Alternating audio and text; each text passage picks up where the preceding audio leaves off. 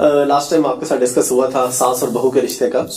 ہمارے لاہور میں ایک مسجد ہے, اس کے ایک امام صاحب ہے, انہوں نے بیان کیا جمعے میں اسی حوالے سے کہ جی ساس بہو کا رشتہ جو ہے یہ کوئی ایسا نہیں ہے اور بہو علیحدہ رہ سکتی ہے وہ. اس کے بعد پھر جو لوگوں نے, اس محلے کے کچھ لوگوں نے اس مولوی صاحب کے ساتھ حشر کیا اور پھر اس مولوی صاحب کے اس بات پہ قائل کر لیا کہ یہ باتیں دین کی بتانے والی نہیں ہوتی. تو یہ ہم کیسے فیصلہ کریں گے کہ کون سی بات بتانے والی ہے اور کون سی بتانے والی نہیں ہے؟ چلیں, یہ اگر بات بتانے والی نہیں تھی تو اس کے ایکوینٹ جو انہوں نے بات بتائی ہے وہ تو ہے ہی کوئی نہیں تھی. تو یہ تو انہوں نے بدعت کی, دین کے اندر خود سے ایک چیز داخل کر دی, یعنی اس کے الٹ پھر انہوں نے بتایا ہوگا نا کہ یہ کریں. جی جی. تو جو چیز نہیں تھی وہ عوام کے ڈر سے آپ نے خود دین میں داخل کر دی, اور جو دین نے آپ کو بتائی تھی وہ آپ نے چھوڑ دی. تو سرکار یہی تو آپ کا امتحان ہے, دینداری اسی کا تو نام ہے, یہی تو آپ کا چیک تھا. تو وہ معذرت کے ساتھ وہ عالم صاحب فیل ہو گئے. اچھا, یہ جو ساس بہو کا جو رشتہ ہے اس کا قطعاً یہ مقصد نہیں ہے کہ بہو نے ساس کے بیٹے کو اغوا کر کے سائیڈ پہ ہو جانا ہے. اس کے ساتھ ہم پیرلل میں بتاتے ہیں کہ بھائی یہ جو عورت ہے ساس, وہ اپنے بیٹے پر اس کی بیوی سے زیادہ حق رکھتی ہے.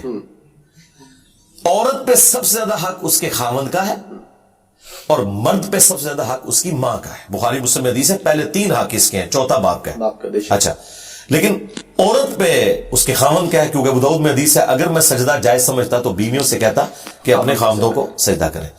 یہ الگ ہونے کا قطعاً یہ مقصد نہیں ہے کہ کوئی مرد اپنے ماں باپ کو گلنے سڑنے کے لیے چھوڑ دے, ان کے ساتھ حسن اخلاق سے پیش نہ آئے, نعوذ باللہ وہ بیمار ہو جائے وہ انہیں ہاسپٹل نہ لے کے جائے, ان کی تیمارداری نہ کرے. یہ بالکل نہیں ہے, یہ سارا کچھ مرد نے کرنا ہے, لیکن مرد کی بیوی نے نہیں کرنا, مرد نے کرنا ہے, چاہے وہ جس طریقے سے بھی کرے. اگر وہ یہ سمجھتا ہے کہ میری بیوی کرے تو ٹھیک ہے, پھر کچھ دو کچھ لو, آپ جا کے اپنی بیوی کی ماں کی خدمت کرنی شروع کر دیں. تو آپ اس طرح کا اگر کوئی ایگریمنٹ کرنا چاہتے ہیں آپس میں تو وہ ضرور کریں, اس پہ کوئی بائنڈنگ نہیں ہے. لیکن ہم یہ سمجھتے ہیں کہ اس وقت یہ جو ساس بہو کا رشتہ ہے نا جی, یہ سب سے خطرناک قسم کا رشتہ ہے. اس کی وجہ سے لوگوں کے گھر بھی اجڑ جاتے ہیں اگر ساسیں صحیح طریقے سے ڈیل نہ کریں. اور اس میں میجورٹی قصور ساسوں کا ہوتا ہے. وہ کہتی تو ہے کہ یہ بیٹی ہے میری. دیکھیں, بیٹے کی شادی کرنے سے پہلے عورتیں اپنے خاوندوں کے ساتھ لڑتی ہیں اپنی بھانجیوں اور بھتیجیوں کے حق میں. اپنی اولاد کے بارے میں وہ سن لیں گی, لیکن اپنی بہن کی بیٹی, اپنے بھائی کی بیٹی کے بارے میں ایک لفظ نہیں سنتی. لیکن اسی بیٹی کو جب بیاہ کے لاتی ہے نا تو سب سے بڑی چڑیل وہی والی اس کی خالہ اور پھوپھی بن جاتی ہے. کتنا حیران کن بات ہے, کیونکہ یہ جب کنفلکٹ آف انٹرسٹ آ جائے گا نا آپ کا اور چیزیں شیئر ہونی شروع ہو جائیں گی, کچن شیئر ہوگا, تو ظاہر ہے پھر ہر انسان کے اندر ایک خدا چھپا بیٹھا ہوا ہے. اس اعتبار سے دیکھیں یہ اللہ نے انسان کے اندر رکھی ہے نا بات, تبھی تو انسان نے دعوی خدائی کیا ہے. لیکن یہ خواہش اللہ نے آپ کی جنت میں پوری کرنی ہے, وہاں کن فیکون ہوگا. لیکن یہاں اگر آپ کہیں کہ بس میں ہی میں ہوں تو یہ نہیں. تو اس ایگو کے اوپر آپ نے قابو پانا ہے. آپ دیکھیں آج تک کسی عورت نے محلے کی بوڑھیوں کے سامنے اپنی سگی بیٹیوں کی شکایت نہیں کی کہ میری بیٹی تو چھٹی والے دن سوئی رہتی ہے اور 11 بجے اٹھتی ہے, لیکن بہو بیچاری 9 بجے بھی اٹھے تو پورے محلے کو بتاتی ہے. تو یہ کس طرح وہ دعویٰ کرتی ہے کہ میں اسے بیٹیوں کی طرح ٹریٹ کرتی ہوں. اور پھر ذرا اسی ساس سے پوچھیں کہ تمہاری جو بیٹی ہے اس کا شوہر کیسا ہونا چاہیے, تو وہ تو کہے گی کہ رن مرید ہو. تو بس پھر جو اپنے لیے پسند کرتے ہو, بخاری مسلم میں ہے, وہی دوسرے کے لیے بھی پسند کرو. یہ ایمان کی ایک بنیادی علامت ہے. تو میرا خیال ہے انسان اپنے آپ کو دوسری جگہ پہ رکھ کے دیکھے نا تو اللہ کے فضل سے انسان اپنا جب آئینے میں منہ دیکھتا ہے نا اسے پتا چل جاتا ہے کہ میں کہاں پر غلط ہوں. سیدھی سی بات ہے جی. اچھا علی بھائی, اسلام میں سلام کا کافی کہا گیا, تو سلام اور مصافحے کا آپس میں کیا تعلق ہے؟ مصافحہ ایک ہاتھ سے ہے, 2 ہاتھ سے ہے, جس طرح ہم اکثر دیکھتے ہیں کہ اگر 2 ہاتھوں سے نہیں کیا تو وہ جی گستاخی ہے, یا سنت کے مطابق, حدیث کے مطابق کیا ہے؟ دیکھیں سنت کے مطابق تو سلام زبان سے کہہ لینا کافی ہے. ٹھیک ہے. مصافحہ, معانقہ, دست بوسی, یہ سب ایکسٹرا چیزیں ہیں, جائز ہیں. ٹھیک ہے. اپنی حدود اور قیود کے اندر. لیکن جو اصل ہے نا وہ السلام علیکم کہنا ہے. یا السلام علیکم ورحمۃ اللہ. وہ ابو داؤد میں حدیث ہے کہ جو السلام علیکم کہتا ہے تو تم ایک لفظ ایڈ کر کے اسے جواب دو, پروٹوکول دو. بخاری مسلم میں حدیث موجود ہے کہ آدم علیہ السلام کو جب پیدا کیا گیا تو اللہ تعالیٰ نے انہیں یہ سکھایا کہ تم فرشتوں کو جا کے السلام علیکم کہو, تو وہ جو جواب دیں گے نا وہی تمہاری اولاد میں ٹرانسفر ہوگا. تو یہ اس طریقے سے چلا ہے. اس کے مختلف سیکھیں ہیں. صرف سلام یہ بھی سلام ہو جاتا ہے, اور یہ قرآن میں ہے. دیکھیں لوگ کتنے حیران ہوتے ہیں اگر آپ کسی کو کہیں نا سلام, وہ کہے گا پتہ نہیں اس نے مجھے کوئی ٹونڈا سا سلام کیا, یہ مجھے اچھا نہیں سمجھتا. تو قرآن میں ہے کہ حضرت ابراہیم علیہ السلام کے پاس جب فرشتے آئے انسانی شکل میں تو انہوں نے کہا تھا سلام, انہوں نے کہا سلام سلام, السلام علیکم, السلام علیکم ورحمۃ اللہ, السلام علیکم ورحمۃ اللہ وبرکاتہ. یہ آپ سارے الفاظ استعمال کر سکتے ہیں. تو یہ بیسیکلی دعا ہے, اور اس دعا کی برکت آپ دیکھیں نبی علیہ السلام نے فرمایا کہ میں تمہیں ایک ایسی چیز سکھاتا ہوں کہ جس سے تم آپس میں باہمی محبت میں بن جاؤ گے, اور وہ یہ ہے کہ سلام کو عام کرو. اور اس کی برکت یہ ہے کہ آپ جب کسی کو سلام کرتے ہیں نا تو ایک دوسرے کے ساتھ آپ فیملیئر ہو جاتے ہیں, ایک ڈر کا رشتہ ختم ہو جاتا ہے.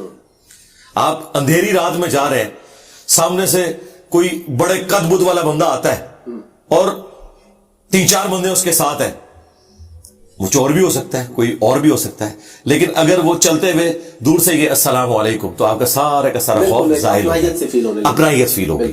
اس لیے, اور دیکھیں یہ چیز ادھر نہیں قرآن میں ہے کہ جنتی بھی ایک دوسرے کو سلام سلام کہیں گے, اللہ تعالیٰ بھی جنتیوں پر سلامتی بھیجے گا, اور یہ اللہ تعالیٰ کا نام بھی ہے سلام. ٹھیک ہے, اللہم انت السلام منک السلام تبارک یا ذا الجلال والاکرام. یہ مسلم شریف میں حدیث ہے, نبی علیہ السلام فرض نماز کے بعد جب تک یہ دعا نہیں پڑھتے تھے نا, آپ قبلہ رخ سے اپنا رخ انور پبلک کی طرف نہیں کرتے تھے, یہ دعا پڑھا کرتے تھے. تو یہ اللہ تعالیٰ کی طرف سے ایک اسپیشل چیز ہے. اب رہ گیا مصافحہ کرنا, یہ ایکسٹرا چیز ہے, یہ ایک محبت کا اظہار ہے. ٹھیک ہے, بہتر ہے کہ آپ 2 ہاتھ سے مصافحہ کریں. ٹھیک ہے, ہاں, ایک ہاتھ سے بھی جائز ہے. یہ اہل حدیث نے جو ایک فتنہ کھڑا کیا کہ مصافحہ ہے ہی ایک ہاتھ کے ساتھ ہے, یہ صرف حنفیوں کے ساتھ ضد کی وجہ سے. ادروائز صحیح بخاری میں امام بخاری رحمہ اللہ تعالی نے باقاعدہ ایک چیپٹر کی ہیڈنگ باندھی ہے 2 ہاتھ سے مصافحہ کا بیان. اچھا, اور اس میں انہوں نے تابعین کا عمل لکھا ہے کہ وہ 2 ہاتھ سے مصافحہ کرتے تھے, اور اس کے ثبوت میں انہوں نے بخاری میں حدیث لی ہے کہ حضرت عبداللہ ابن مسعود کہتے ہیں کہ نبی علیہ السلام نے مجھے تشہد اس حال میں تعلیم فرمایا کہ آپ کے دونوں مبارک ہاتھوں کے درمیان میرا ہاتھ تھا, آپ نے یوں لے کے پیار سے. اس سے امام بخاری نے یہ رزلٹ نکالا کہ اپنی اصل میں کسی شخص کے ہاتھ کو اپنے دونوں ہاتھوں میں لینا یہ ثبوت ہے کہ آپ 2 ہاتھ سے مصافحہ کر سکتے ہیں. اس کا جواب اہل حدیث یہ دیتے ہیں کہ جی وہ ابن مسعود کا ایک ہاتھ تھا. ہم کہتے ہیں آپ گمان کر سکتے ہیں کہ اللہ کے نبی نے آپ کا ہاتھ پکڑا ہو اور دوسرا آپ نے سائڈ پہ رکھا ہو, آپ تو کہیں کہ میں تو دل بھی نکال کے نیچے رکھ دوں. تو یہ تو بعید ہے صحابہ کرام کے اخلاق سے. یقیناً دونوں نے ایک دوسرے کو 2 ہاتھ سے کیا, اور اس سے بڑھ کر امام بخاری نے یہ فارم نکالا. پھر امام بخاری نے ایک کتاب لکھی ہے الادب المفرد, وہ ہے ہی اداب پہ. اس میں صحیح سند کے ساتھ یہ حدیث ہے. شیخ البانی, شیخ زبیر لزئی جو اہل حدیث کے ہاں ایک بڑے محققین ہیں, دونوں نے اس کی صحت کو صحیح کہا کہ سلمہ ابن اکوا کو 2 تابعین ملنے کے لیے گئے, تو انہوں نے اپنے 2 ہاتھ یوں ان کے سامنے نا گفتگو کے دوران ہی نا کوئی بات آئی تو انہوں نے کہا یہ ہے میرے وہ 2 ہاتھ جن سے میں نے نبی علیہ السلام کے ساتھ مصافحہ اور آپ کے ہاتھ پہ بیعت کی. تو وہ تابعین ایک دم کھڑے ہو گئے, یعنی وہ تو ان کے ہوش ہی اڑ گئے نا, کہ یعنی وہ جس طریقے سے اظہار کرتے انہوں نے ان کے ہاتھ کو پکڑا اور چوما.